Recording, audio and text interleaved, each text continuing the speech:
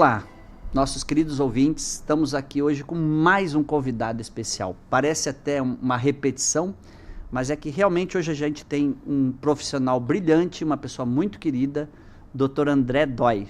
Dr. André, muito obrigado por estar aqui conosco, para a gente gravar esse programa. Você veio para Curitiba com uma agenda cheia e achou um espaço para vir conversar com a gente. Então, nosso agradecimento por isso. Bom, eu que agradeço, Marcelo, o convite.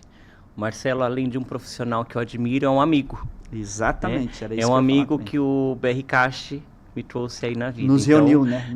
Nos reunimos. E foi um espaço curto de tempo, sim, né, André? A gente teve sim. uma afinidade profissional e pessoal muito grande. Dr. André, ele é médico, patologista clínico e hoje é coordenador da área de Biologia Molecular do Hospital Israelita Albert Einstein, em São Paulo, um dos hospitais mais renomados, de mais tecnologia e inovação no país. E é sobre isso e sobre resistência antimicrobiana que a gente vai conversar hoje, né, André? Claro, com o maior prazer. Então, assim, André, conta um pouco para nós do que você tem sentido, assim, nessa área de resistência antimicrobiana. Nós já falamos de muitas coisas negativas aqui, vamos falar de coisas positivas, né? Tua visão como profissional num laboratório de ponta, num serviço que é uma área técnica que nós que estamos em laboratório já conhecemos há muito tempo, a biologia molecular. Uhum. Mas para o cidadão comum, leigo, que não é da área de saúde, que está nos ouvindo, essa palavra e essas duas palavras, biologia molecular, eles começaram a entender agora com o Covid, né? Uhum, sim. Então, explica um pouco para a gente, para quem está nos ouvindo e não é especialista, o porquê que a biologia molecular tem revolucionado tanto o diagnóstico, né? O que ela traz de especial, o que tem de bom nela? Tá, então vamos lá. Então, os métodos tradicionais em microbiologia sempre foram baseados em crescimento em cultura. Né? Eu preciso da bactéria para crescer, se desenvolver bem, né? Durante 24 horas, às vezes mais. Crescimento lento. Uhum. Com a biologia molecular, né, que a biologia molecular se aprimorou através das técnicas de PCR, né, que vem do inglês, Polymerase Chain Reaction. Uma reação em cadeia, né? Isso, reação de cadeia da polimerase. Você consegue analisar a partir ou de uma amostra clínica ou até do mesmo isolado, fragmentos de genes, né, de genomas, fragmentos do genoma, no caso aqui de resistência em foco, genoma bacteriano. Tá?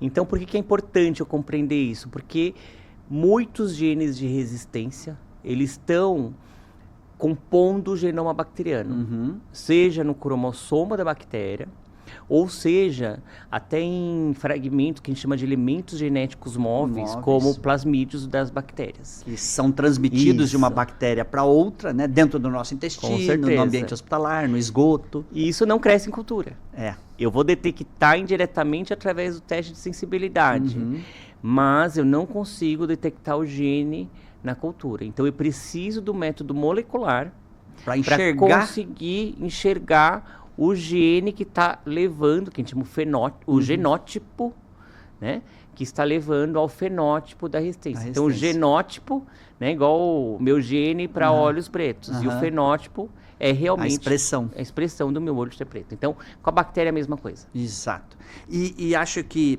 uma das principais vantagens é a comparação do tempo entre esses dois métodos, né? Sim, sim. Então, de dias eu passo para horas, às vezes até minutos, dependendo da técnica, né?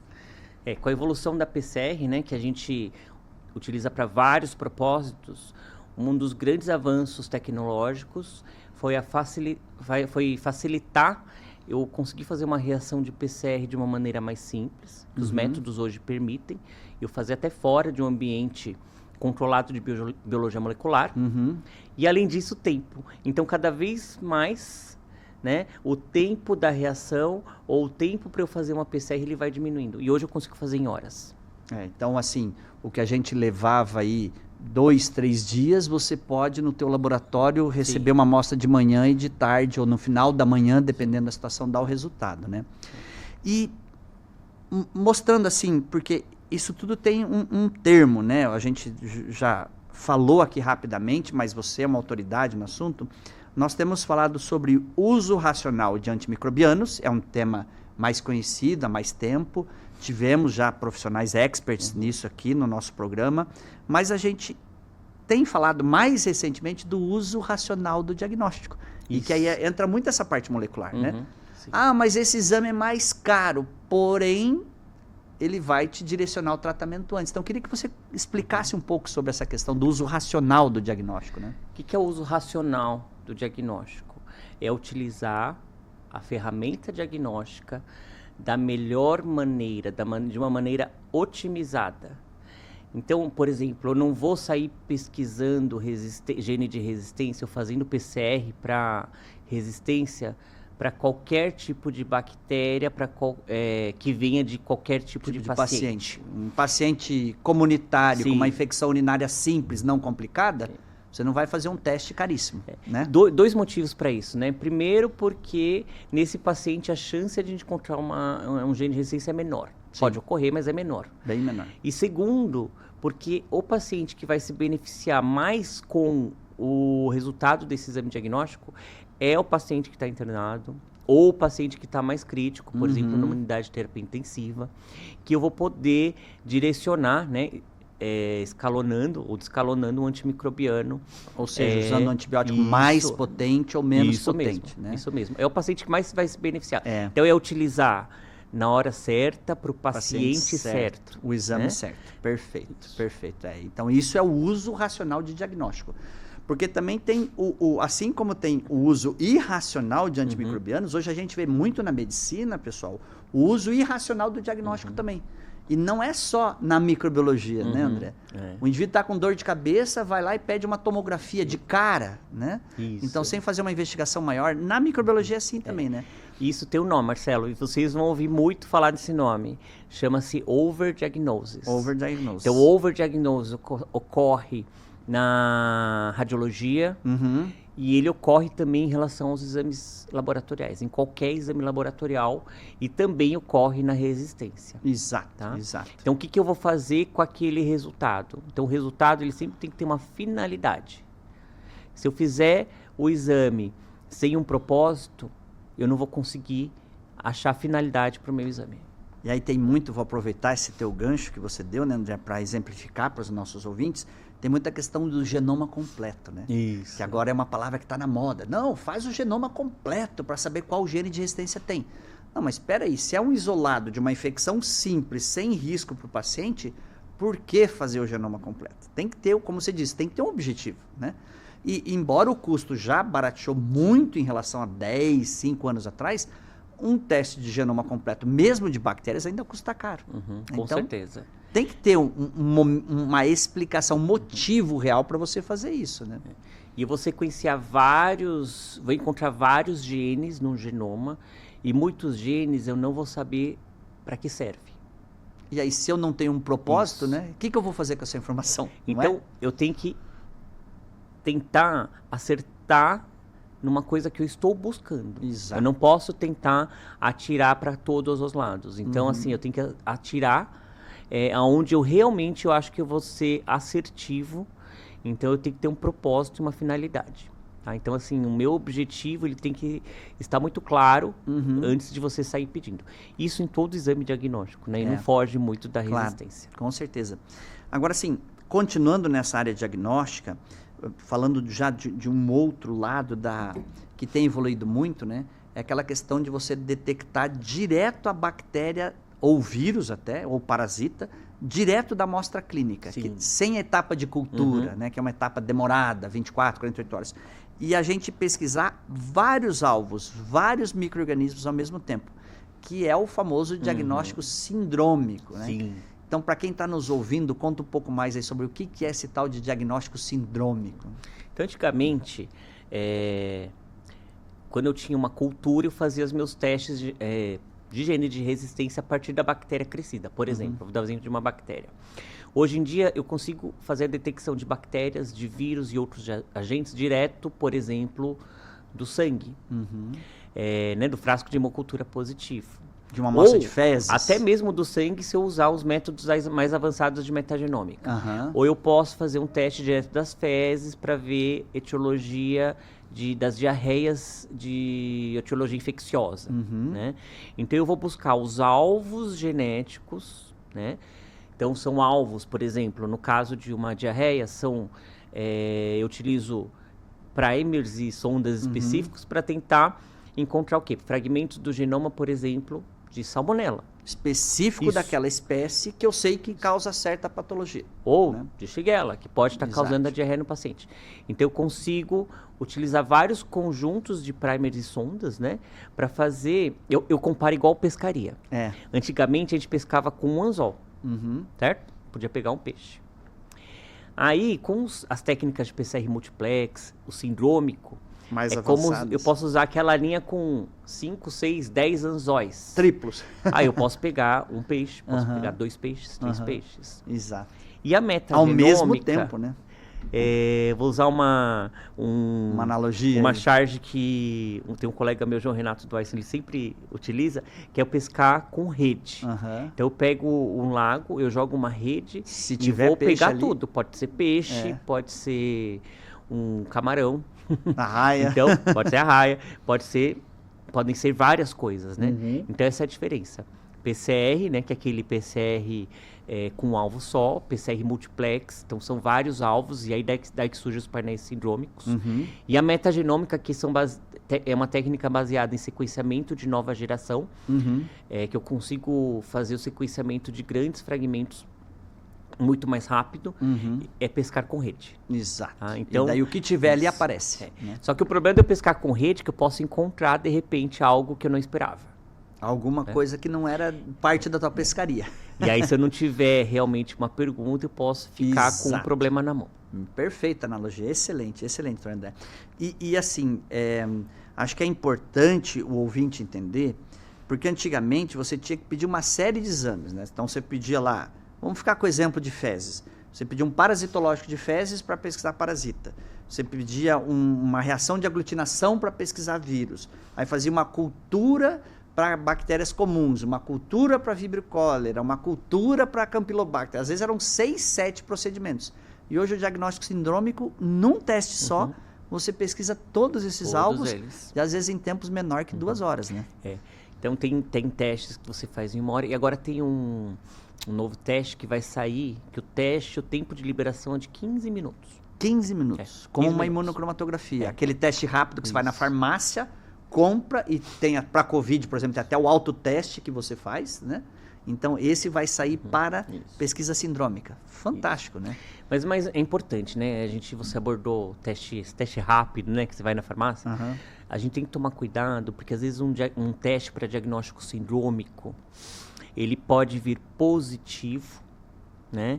E estar divergente da clínica do paciente. Exato. Diferente do que você espera. E daí você não tem um médico para avaliar, né? Ou, por exemplo, eu pego até um paciente que às vezes não tem diarreia, se eu fizer um teste sindrômico de fezes, pode ser que venha algum resultado positivo. Mas Tá. não é ele que está Isso, causando aquela infecção, isso. aqueles sinais e sintomas, né? Então, realmente, eu tenho que tomar cuidado, porque a gente sabe que a gente tem mais bactéria no intestino do que células humanas. Tá? A gente é mais Muito bactéria do mais, que humano, É, né? exato. Então, não necessariamente eu encontrar uma bactéria lá, Ou o DNA de uma bactéria.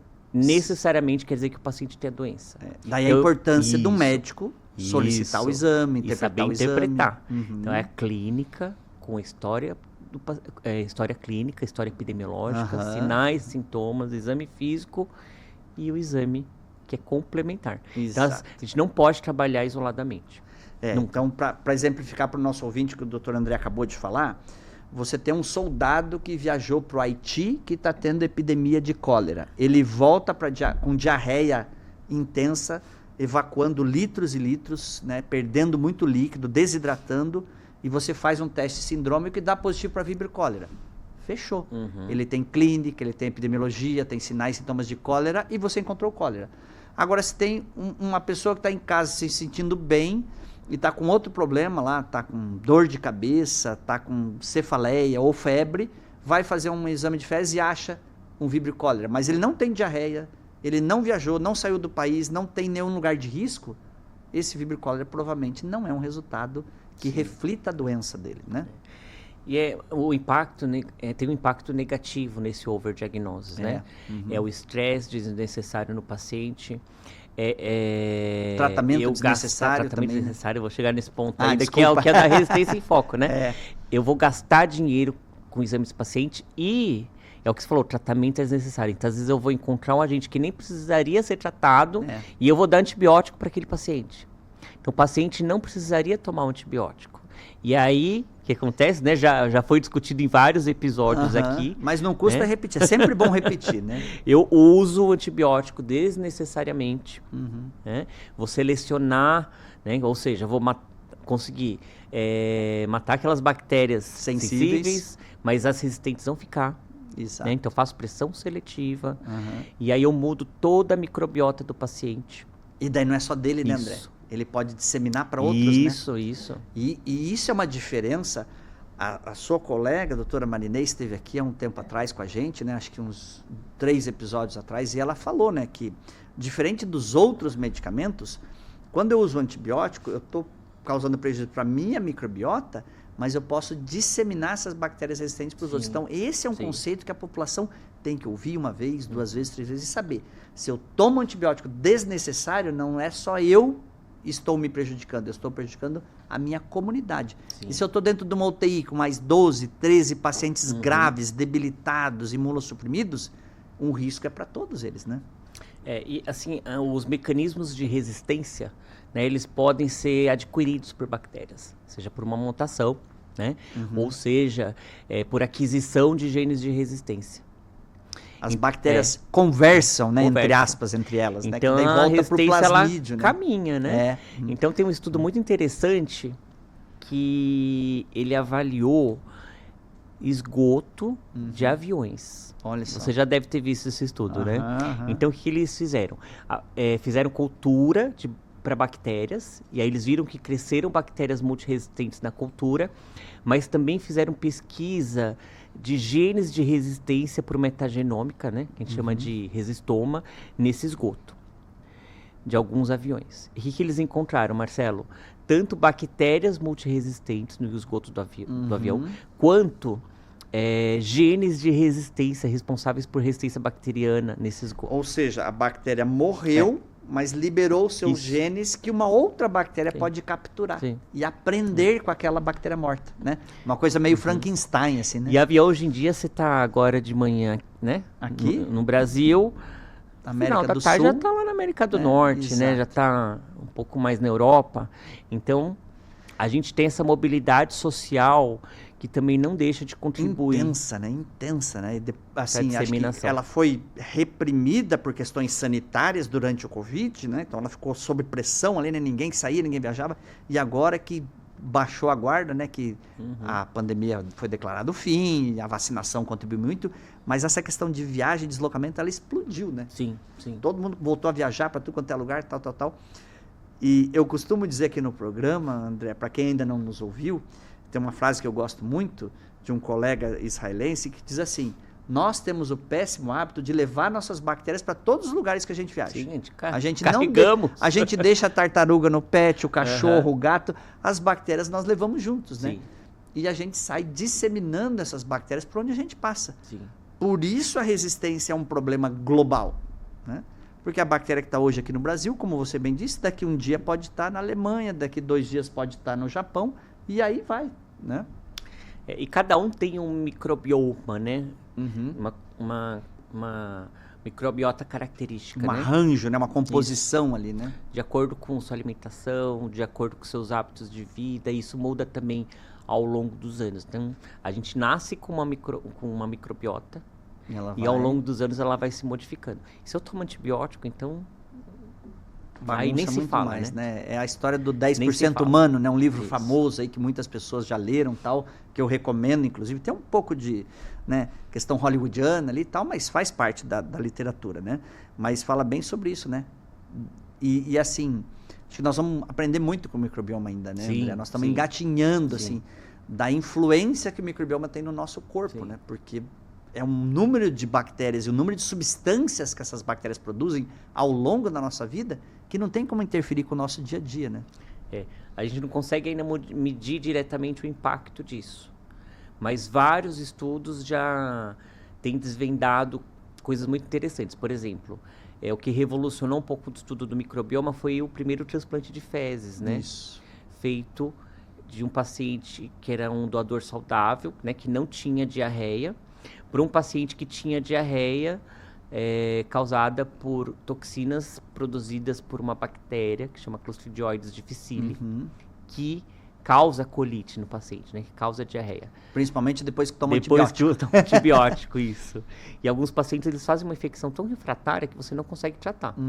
E aí, esse transplante de microbiota, né? De fezes, de um paciente doador saudável, para um paciente que tinha infecção recorrente, transforma a microbiota desse paciente doente e ele para de ter, né? Você repopula aquela população de bactérias, porque no intestino a gente tem vários tipos de bactérias, uma variedade enorme. Muitas delas vivem em simbiose com a gente, né? Elas ajudam o nosso organismo. E quando você toma um antibiótico, você faz uma disbiose. Desregula tudo. Aí um grupo pode crescer mais que o outro, e aí esse grupo que está crescendo mais que o outro pode causar alguma doença. Pode produzir toxinas, como clostridioides, e causar uma doença grave. Né? E a partir daí, a gente tem... É claro que tem outros também, vários estudos, mas a partir daí a gente também começa a notar, a perceber o impacto que o microbioma tem nesse equilíbrio de saúde e doença. Exato. Né? Eu acho que é uma coisa que a ciência ainda vai avançar muito, né? Então fiquem atentos para a palavra microbioma, que é o conjunto de genes que as bactérias que estão no nosso intestino, no caso o microbioma intestinal, a gente tem o microbioma do corpo todo, né? Boca, pele, região genital, mas o intestino é o mais rico e é o mais populoso em genomas diferentes. Então é um microbioma mais diversificado, né? Eu acho fantástica essa visão, né? E aí cada vez mais a frase "você é o que você come" se torna uma verdade. Porque parte da tua microbiota vem do que você ingere e do que você estimula o crescimento no seu intestino. E aí a gente cai na saúde única, né? Já foi várias vezes mencionada, mas precisa ser mencionada todo episódio. É daquela antibiótico utilizado, por exemplo, na produção animal, né?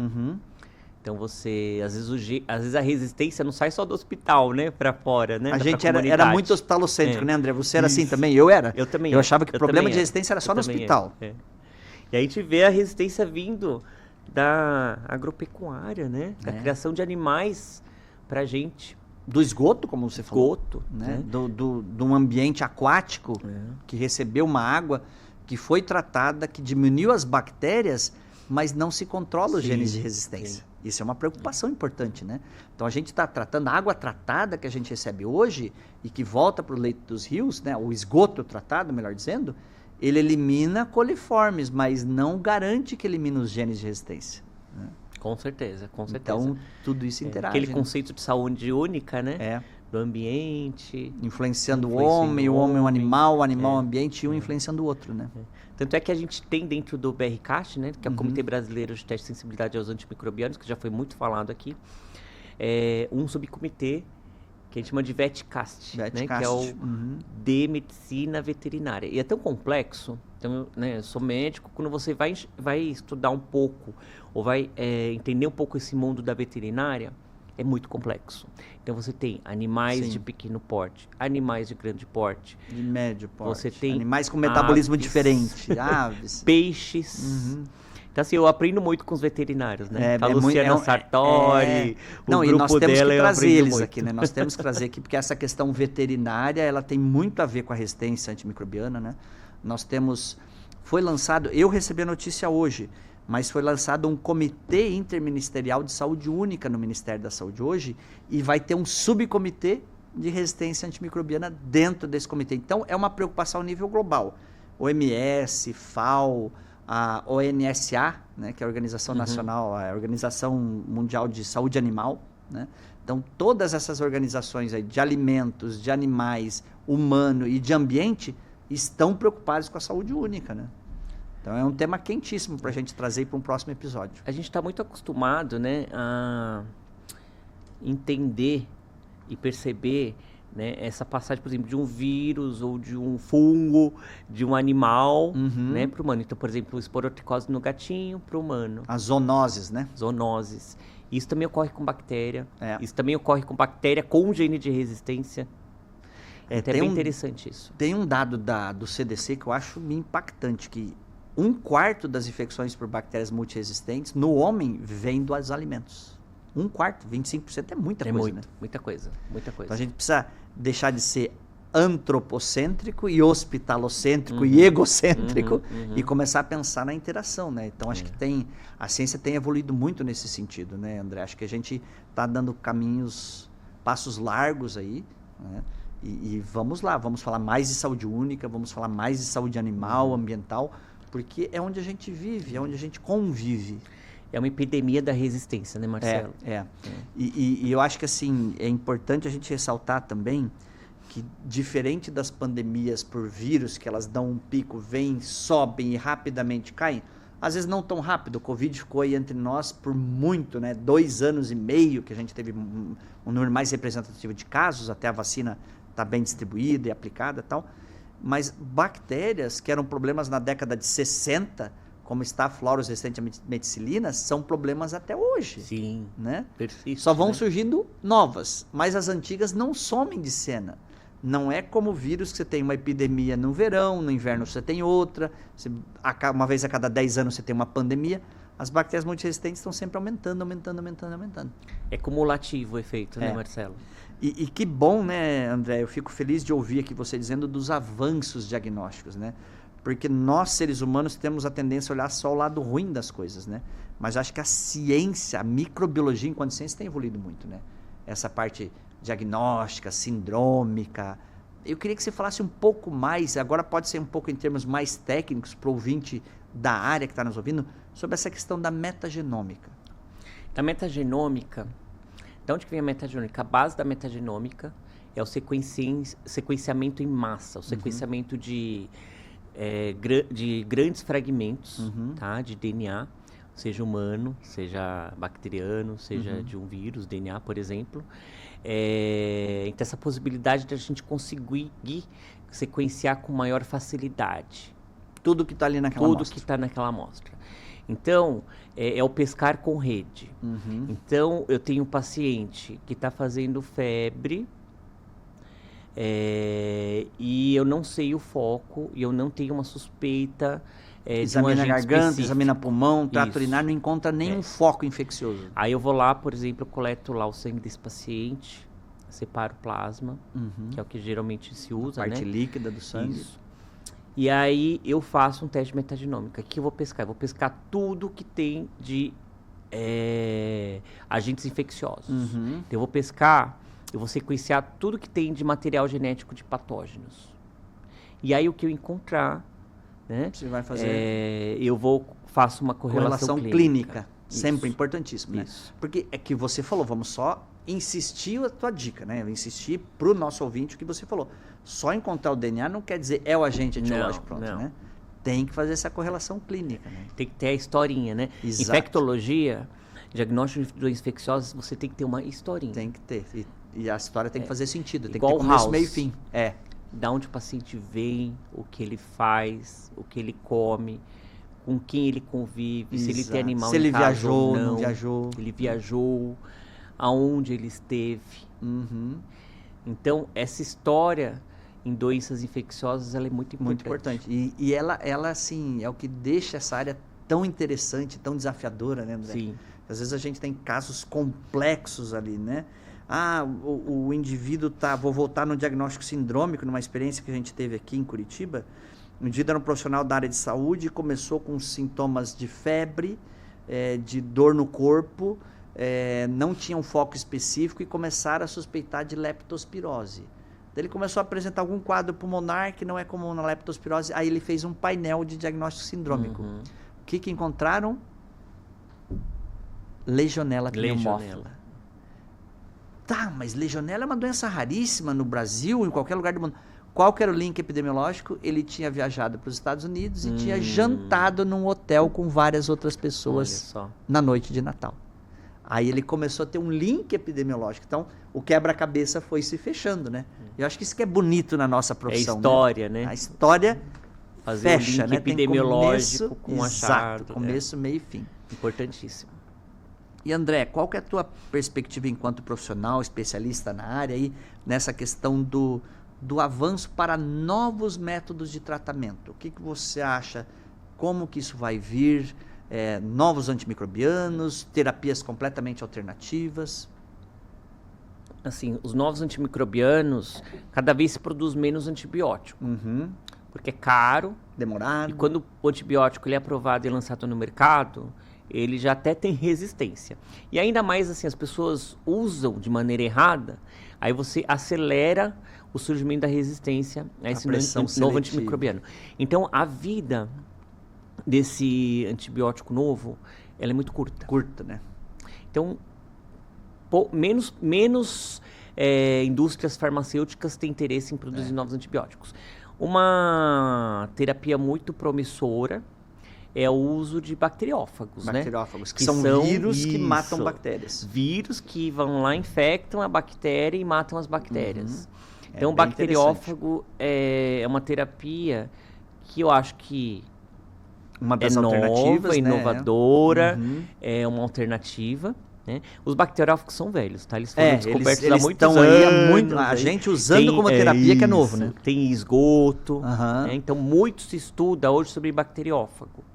Tá. Então, eu acho que a terapia com bacteriófago, a gente fala terapia com fago, Uhum. ou fagoterapia, é muito Muito promissor. promissora.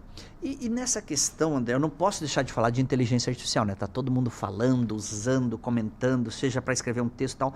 Mas essa questão que você falou muito de usar o antibiótico certo, na hora correta, como é que a inteligência artificial pode entrar nisso, ajudando aí o médico a prescrever, o médico que não tem tanto acesso à informação, ou que as bactérias estão evoluindo muito rápido? Como é que você enxerga essa possibilidade de uso dessa tecnologia? Bom, a IA, ela, com certeza, ela vai vir revolucionar a maneira como a gente trata diversas doenças. Uhum.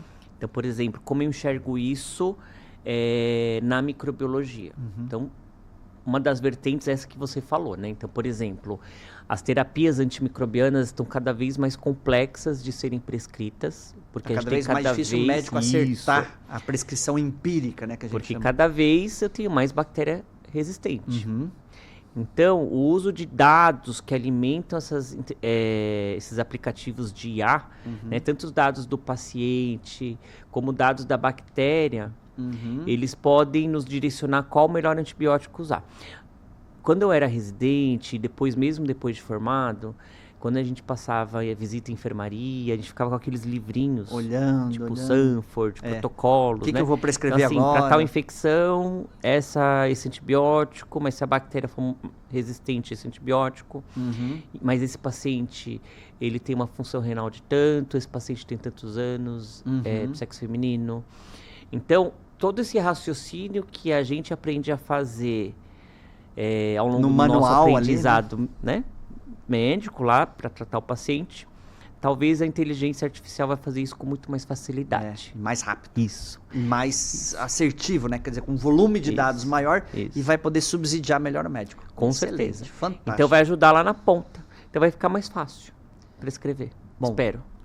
A nossa conversa está muito boa, a gente queria conversar por mais horas aqui, né? Vamos ter que trazer o Dr. André mais uma ocasião aqui, mas como ele tem vários compromissos agendados ainda para o dia de hoje, eu queria que você encerrasse essa deliciosa conversa aí, contando um pouquinho, André, para nós, em poucos minutos aí, como que você decidiu ser médico, patologista clínico e depois microbiologista? Bom, a medicina na minha carreira, ela veio um pouco por acaso, que meus pais não são médicos, mas eu sempre gostei muito de biologia. Mas mesmo quando eu fui prestar, ainda tinha dúvidas Se queria mesmo. se eu queria mesmo. Mas aí a faculdade veio, você começa a pegar gosto pela coisa. Começa a entender. Isso. E eu fui para uma área muito diferente, né? A maioria quer tratar paciente, quer ser cardiologista, quer ser pediatra. cirurgião, né? Cirurgião. Operar. São as especialidades clássicas, né, que a gente chama. E eu comecei a fazer iniciação científica com bactérias. Olha Fiz com só. tuberculose, fiz com bactérias CH, até a Marcela Pellegrini, que foi minha professora de faculdade na PUC Sorocaba. Mandar um abraço para ela. Que legal, que legal. Um abraço, Eu comecei a mexer com bactérias. E aí depois, quando eu me formei, eu ainda tinha dúvidas do que eu ia fazer, se era infectologia. E aí eu fui fazer patologia clínica. Que dentro do ramo da patologia clínica, que ela é pouco conhecida, não são todas as pessoas que conhecem, muitos confundem com a anatomia patológica. A patologia clínica era da medicina, que estuda exames de laboratório. Laboratório médico, né? Hemograma, parcial de urina, colesterol, essa parte dos exames de rotina, né? Digamos assim. E dentre eles, a microbiologia, que eu já gostava de estudar bactéria. Então, eu fiz patologia clínica, 3 anos de residência, finalizei minha residência lá na Unifesp. E aí, no final da minha residência, eu conheci o professor Pinhatari. Excelente profissional. Que é um médico infectologista, um dos pioneiros, né, em resistência bacteriana no Brasil. Inspirou muitas pessoas, né, muitos profissionais. E aí ele fez um convite para o mestrado. Né? E também, na trajetória, conheci a doutora Toninha, né? Doutora Antônia Maria de Oliveira Machado, que também é um expoente na área, né? Microbiologista. Também. Fiz meu doutorado com o professor Pinhatari, conheci Ana Gales, e aí eu fui me apaixonando. E hoje, assim, eu posso dizer que a minha paixão realmente são as doenças infecciosas, é fazer diagnóstico, fazer a ponte entre o médico clínico e o laboratório, que eu acho que isso é muito importante. Com certeza. Então, um dos papéis fundamentais do patologista clínico é fazer essa ponte. E nas doenças infecciosas, tanto para vírus quanto na bacteriologia, essa ponte, né, esse link entre a bancada e o paciente, né, e o médico que está assistindo, a equipe assistencial, né, farmacêutico clínico, a enfermagem, e toda a equipe assistencial, eu gosto muito de fazer isso. Ótimo, excelente. Então, e para quem está nos assistindo, né, André? Eu acho que para o médico, o profissional, o estudante de medicina que está nos últimos anos, ou o médico que está pensando numa residência, a patologia clínica na Europa é muito comum, né? Sim. É muito comum você ter médico trabalhando dentro do laboratório. Médico, e microbiologista. Não é só na patologia, como você bem disse, na anatomia patológica. Sim. Porque você fala para os alunos patologia clínica, eles pensam em anatomia patológica, né? Mas a patologia clínica é aquela que o bioquímico também trabalha, o biomédico, né? Nós dividimos o espaço com o profissional médico que vai trabalhar no laboratório. Que legal a sua história, André. E o médico microbiologista, como você bem disse, tem bastante na Europa, bem conhecido na Europa, outros países, mas no Brasil não é conhecido. E a gente tem pouquíssimos médicos microbiologistas. Mas são todos excelentes. Os que eu conheço, pelo menos, são todos excelentes. Vários já estiveram aqui com a gente, outros vão vir, né, gravar episódio com a gente. Então, eu queria mais uma vez agradecer, parabenizar pelo exemplo de profissional que você é e agradecer principalmente pela menção de você dizer que nós somos amigos, né? Acho que isso é fundamental na nossa carreira, né? Ter amigos que você pode pegar o telefone e tirar uma dúvida e você tem certeza que ele vai te responder o que você quer ouvir, né? Porque ele sabe bastante sobre aquilo. Eu que agradeço o convite, fico honrado aqui em participar. Marcelo, que é uma inspiração para mim, né? Desde que eu era residente, já ouvia falar do Marcelo Piloneto. Resistência em Foco aqui é uma iniciativa muito bacana de parabenizar, que é levar um pouquinho desse mundo de resistência bacteriana aí, tanto para o público leigo, tanto para os profissionais que querem aprender. Então, é uma iniciativa na divulgação do conhecimento que realmente merece ser parabenizada. Então, parabéns, Marcelo, e é um prazer estar aqui com você. Muito obrigado e obrigado pela tua presença, André. Foi realmente uma conversa muito gostosa e fluiu bem. Até uma próxima, pessoal. Um abraço. Obrigado.